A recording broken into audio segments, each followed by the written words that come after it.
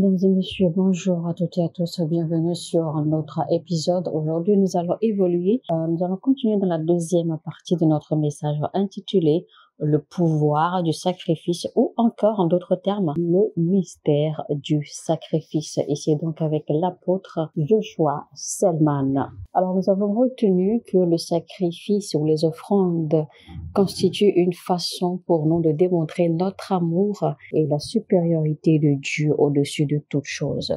C'est une façon pour nous de lui démontrer notre amour, notre attachement. De toute chose que Dieu va vous réclamer comme sacrifice, prioritairement, c'est pour tester votre amour, pour tester votre engagement à son égard. Ce n'est pas parce qu'il a besoin de vos ressources ou parce qu'il a besoin de votre vie, ce n'est pas parce qu'il a besoin de quelque chose de vous, mais c'est en priorité pour tester votre amour, pour tester votre engagement à son égard, pour tester si véritablement vous le portez au-dessus de toute chose dans votre vie. Car il faut reconnaître qu'il est assez facile, d'accord, de louer le Seigneur. Il est assez facile de l'élever à travers les mots, de l'élever à travers les chants, etc. Mais la vraie preuve d'amour est que vous le mettez au-dessus de toute chose. C'est que vous le placiez au-dessus de tout. La vraie preuve pour voir ou pour déterminer la position de Dieu dans votre vie, c'est à travers les sacrifices. Alors, tout ce que vous ne pouvez pas offrir à Dieu est inévitablement au-dessus de Dieu. C'est-à-dire que tout ce que vous ne pouvez pas offrir à Dieu, eh bien, vous élevez, vous portez cette chose au-dessus de Dieu. C'est-à-dire que à vos yeux, cette chose est supérieure ou cette chose a une place plus importante dans votre vie, dans votre cœur que Dieu. Et aussi, tout ce que vous ne pouvez pas offrir à Dieu est au-dessus de vous.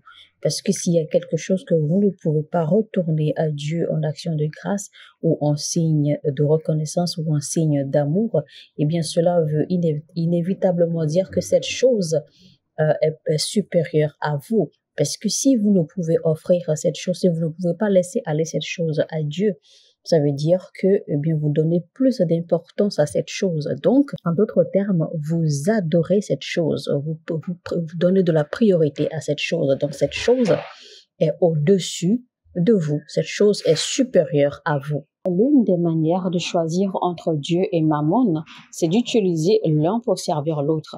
Donc, si vous décidez d'utiliser Mammon pour servir Dieu, ou si vous décidez d'utiliser Dieu pour servir Mammon, le choix vous revient.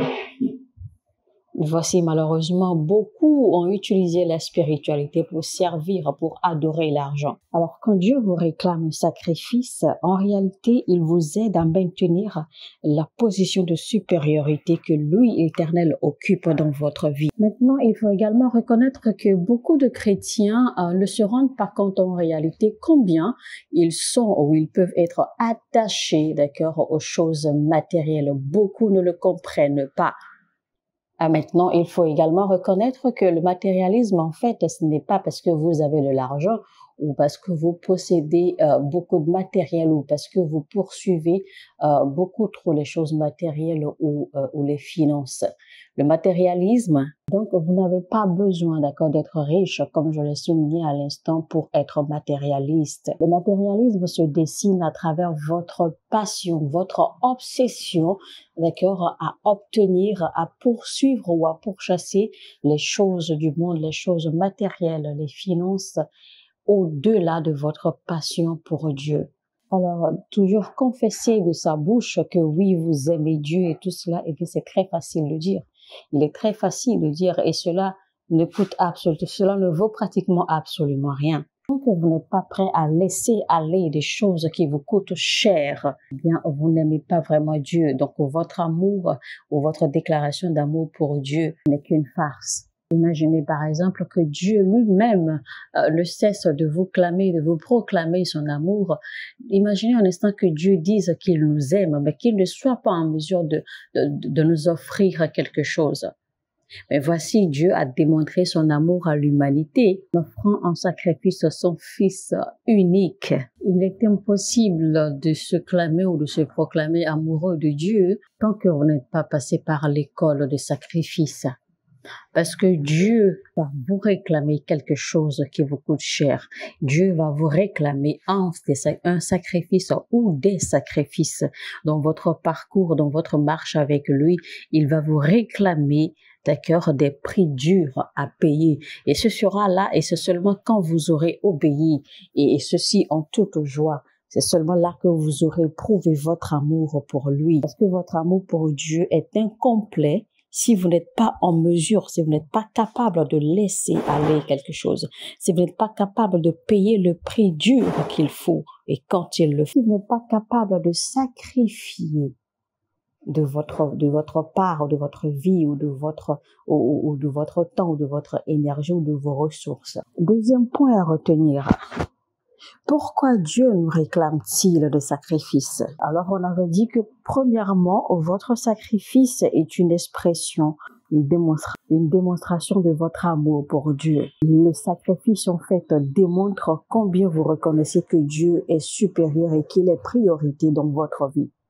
Deuxièmement, votre sacrifice est une expression de l'honneur que vous avez pour Dieu ou de l'honneur que vous donnez à Dieu. Lisons 1 Samuel 2, verset 30 qui dit « C'est pourquoi voici ce que dit l'Éternel, le Dieu d'Israël. J'avais déclaré que ta maison et la maison de ton père marcheraient devant moi à perpétuité. Maintenant, dit l'Éternel, loin de moi, car j'honorerai celui qui m'honore, mais ceux qui me méprisent seront méprisés. » Alléluia. Mesdames et messieurs, chers frères et sœurs, je vais vous dire que Dieu aime tout le monde. Dieu vous aime autant qu'il m'aime. Vous voyez bien que l'Éternel a dit dans ce verset que ceux qui le méprisent seraient méprisés, mais que ceux qui l'honorent seront honorés. Donc c'est pour dire en fait que Dieu nous aime tous. Nous sommes tous égaux devant Dieu. Mais quand il s'agit de position et de rang, dans notre marche avec Dieu, eh bien, nous ne sommes plus pareils. Parce que l'Éternel vit ou l'Éternel agit avec chacun selon sa relation personnelle avec ceux ou ces derniers et selon comment ceux ou ces derniers l'honorent ou le traitent. Donc, quand on parle de l'amour de Dieu, Dieu nous aime tous à égalité. Mais quand on parle des manifestations, des dimensions de Dieu dans la vie de chacun, eh bien, c'est tout autre chose parce que chacun de nous, nous sommes à des dimensions différentes, nous sommes à des rangs différents, nous sommes à des positions différentes aux yeux de Dieu sur la base de notre relation avec lui, sur la base des principes qui régissent notre relation avec Dieu, sur la base de notre appel, sur la base de comment nous le traitons, de comment nous le prenons lui, Dieu, sur la base de la place que nous donnons à Dieu dans notre vie et dans nos affaires. Donc, il y a des gens que Dieu a choisis spécialement, il y a des gens que Dieu a mis à des positions spéciales, d'accord, dans son cœur et dans son agenda, parce que ces gens ont appris dans leur parcours, dans leur marche avec lui, ces gens ont appris, d'accord, le mystère du sacrifice. Ces gens ont appris à tout abandonner pour lui. Ces gens ont appris à s'abandonner à lui complètement. Il est vrai que l'on ne peut pas voir Dieu, mais chaque fois que Dieu vous réclame un sacrifice, c'est pour tester combien vous l'honorez. C'est pour tester votre degré d'honneur à son égard. Nous savons que dans notre société, quand nous voulons recevoir des invités de marque ou quand nous allons rencontrer des personnes importantes ou des personnalités, eh bien, nous savons très bien. Nous faisons tout pour être sûrs que nous avons atteint tous les objectifs qu'il faut, d'accord, pour mettre à l'aise ces personnalités ou pour paraître bien ou pour honorer et montrer tout le respect que nous devons à ces personnalités ou à ces invités d'honneur. Eh bien, nous faisons beaucoup rendre cet honneur même à les hommes de Dieu, même moi y compris, mais beaucoup ne savent pas comment rendre cet honneur à Dieu. Certains qui savent le faire ne le font même pas. Beaucoup sont focalisés à honorer les hommes que d'honorer Dieu lui-même qui est le Créateur. Le sacrifice est l'une des clés qui provoque l'intervention divine. Quand Dieu réclame des sacrifices parfois, c'est parce qu'il veut vous amener à provoquer le mystère, a provoqué un mystère de l'intervention divine. Dans 1 Roi chapitre 18 du verset 30 au verset 33, qui parle en fait du prophète Élie et les prophètes de Baal, où le prophète Élie a décidé, d'accord, en fait, de démontrer la supériorité, la grandeur de notre Dieu, l'Éternel, le Dieu d'Israël. Et c'était là où il a invoqué le feu et que le feu est descendu du ciel. Était également, d'accord, en fait, une opportunité ou une occasion pour sortir le peuple d'Israël de l'esclavage et de l'idolâtrie. L'esclavage qui leur avait été imposé, d'accord, par la peur de Jézabel et ses prophètes. Mais tout ceci a été possible seulement sur la base des sacrifices que le prophète Élie a offerts à l'Éternel sur l'autel qu'il a bâti. Alors on va lire maintenant. Élie dit alors à tout le peuple, « Approchez-vous de moi. » Tout le peuple s'approcha de lui, et Élie rétablit l'autel de l'Éternel qui avait été renversé. Il prit 12 pierres d'après le nombre des tribus des fils de Jacob, auxquelles l'Éternel avait dit, « Israël sera ton nom. » Et il bâtit avec ces pierres un autel au nom de l'Éternel. Il fit autour de l'autel un fossé de la capacité de 2 mesures de semences. Il arrangea le bois, coupa le taureau par morceaux et le plaça sur le bois. Puis il dit, remplissez d'eau 4 cruches et versez-les sur l'holocauste et sur le bois. Il dit, faites-le une seconde fois. Et ils le firent une seconde fois. Il dit, faites-le une 3e fois, et ils le firent une 3e fois.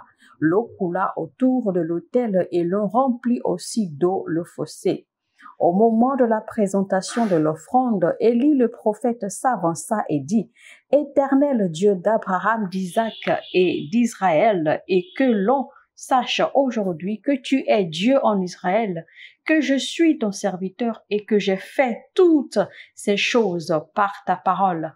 Et réponds-moi, Éternel, réponds-moi afin que ce peuple reconnaisse que c'est toi, Éternel, qui es Dieu et que c'est toi qui ramènes leur cœur. » Et le feu de l'Éternel tomba et il consuma l'holocauste, le bois, les pierres et la terre, et il absorba l'eau qui était dans le fossé. Donc, pour être honnête avec vous, l'un des mystères pour déclencher l'intervention divine, c'est à travers les sacrifices.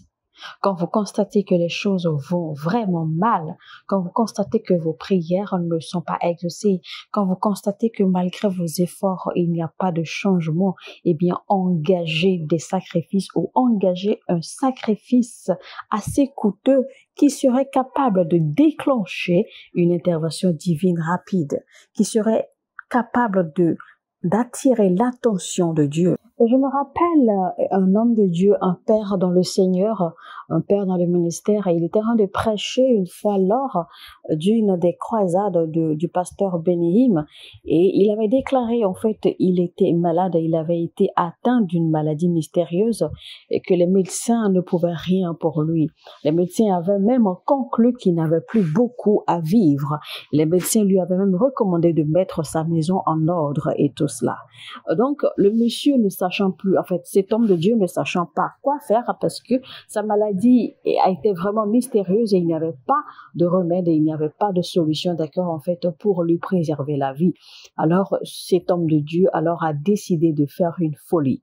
C'est alors qu'il fait appel à son administration pour s'enquérir de combien il avait, d'accord, dans ses comptes bancaires. Alors, on lui fait savoir, il a alors décidé, il a demandé à son administration, d'accord, de vider tous les comptes et d'envoyer, d'accord, il avait mentionné des noms de missions, de missions chrétiennes. Il avait mentionné des organisations, d'accord, sur lesquelles, en fait, il fallait envoyer ou transférer toutes ses ressources financières en dons.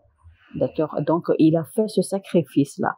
Et quand il a fait ce sacrifice dans la même semaine, eh bien, un miracle s'est produit, d'accord, au milieu de la nuit. Eh bien, en pleine nuit, il avait reçu le miracle de sa guérison mystérieuse. C'est alors qu'il était guéri de ce dont il souffrait et il a vécu encore plusieurs autres années après, avant d'être finalement rappelé, d'accord, au Seigneur. Le sacrifice est donc un mystère, un principe spirituel, d'accord, qu'il faut apprendre à pratiquer. Personnellement, j'ai pratiqué ce que c'est que le sacrifice pendant plusieurs années et cela m'a amené, d'accord, en fait, à déclencher des manifestations mystérieuses, des transformations, des changements, d'accord, que je ne peux pas expliquer. Mais voyez-vous, malheureusement, il y a beaucoup de personnes qui ne maîtrisent pas ou qui ne connaissent pas ces principes.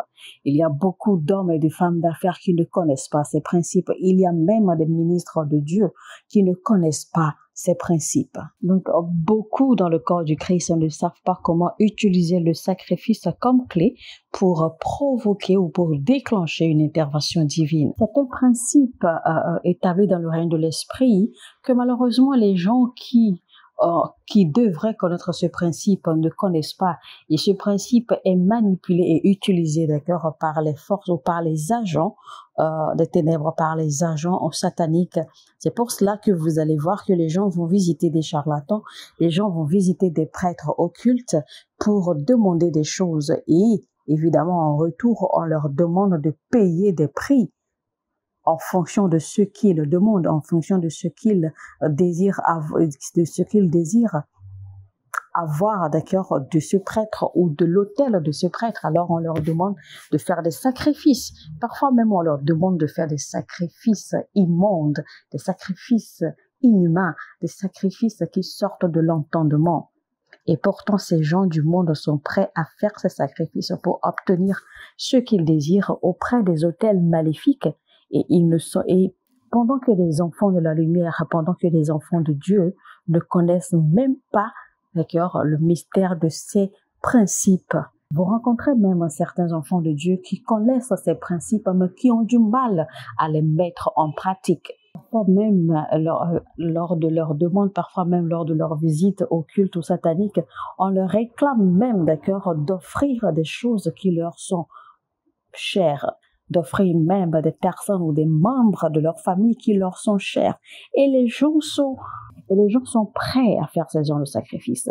Les gens acceptent ce genre de sacrifice sans même regarder en arrière, simplement parce qu'ils poursuivent quelque chose. Et vous vous étonnez que les portes s'ouvrent pour ces gens. Vous vous étonnez que ces gens ne cessent de faire des records. Vous vous étonnez que ces gens ne cessent d'évoluer, de grandir, d'explorer les univers, d'explorer les dimensions, d'entrer dans la prospérité, d'entrer dans l'abondance, etc.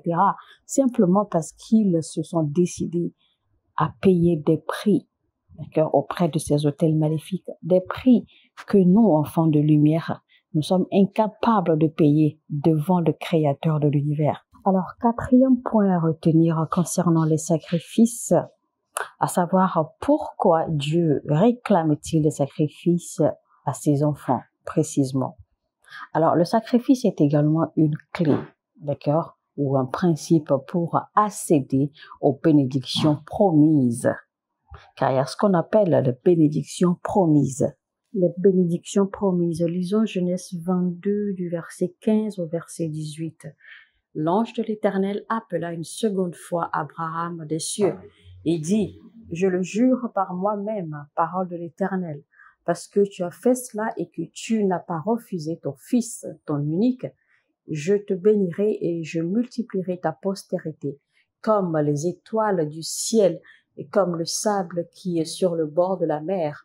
Et ta postérité possédera la porte de ses ennemis. Toutes les nations de la terre seront bénies en ta postérité, parce que tu as obéi à ma voix. » Il y a donc ce qu'on appelle les bénédictions promises, les bénédictions jurées de Dieu. Nous allons lire Nombre chapitre 23, verset 19 et le verset 20. Alors, il est important d'enseigner ceci parce que je voudrais vraiment que vous compreniez que quand on parle de sacrifice, en réalité, il ne s'agit pas, d'accord, de déposer ou de laisser aller ou d'offrir quelque chose qui vous coûte cher. C'est plutôt la compréhension que vous avez du mystère autour du sacrifice qui lui donnera du poids, qui lui donnera de la valeur et qui fera qu'il portera ses fruits. Alors, le verset dit, « Dieu n'est point un homme pour mentir, ni fils d'un homme pour se repentir. Ce qu'il a dit, ne le fera-t-il pas? Ce qu'il a déclaré, ne l'exécutera-t-il pas? Voici, j'ai reçu l'ordre de bénir, Il a béni et je ne le révoquerai point. Dieu déclare, établit et accomplit des choses dans la vie de certaines personnes sur la base de leur relation personnelle avec lui, sur la base de leur passion, de leur engagement, de leur dévotion, d'accord, dans son œuvre. Et ces choses demeurent pour toujours dans la vie de ces dernières. Je peux vous dire que ma vie est un témoignage vivant, d'accord, de la manifestation des sacrifices. Il y a des choses que vous ne pourrez jamais obtenir dans la vie tant que vous n'entrez pas dans la dimension des sacrifices. Dieu dit clairement dans sa parole, celui qui m'honore, je vais l'honorer, mais celui qui me méprise sera également méprisé. Alors, mesdames et messieurs, nous allons nous en arrêter là aujourd'hui pour la deuxième partie de notre message intitulé « Le mystère du sacrifice » ou « Le pouvoir du sacrifice ». Et c'était donc avec l'apôtre Joshua Selman. Si ce message vous a plu, eh bien, n'hésitez surtout pas à liker, cliquez sur le bouton j'aime et partagez le lien au maximum, autant que vous pouvez. Si vous n'êtes pas encore abonné à cette chaîne, alors abonnez-vous maintenant. Activez la cloche de notification afin de ne rater aucun de nos messages. Sur ce, je vous dis que Dieu vous bénisse. Shalom, shalom chez vous. À très bientôt. Mon heure a sonné et votre heure a sonné.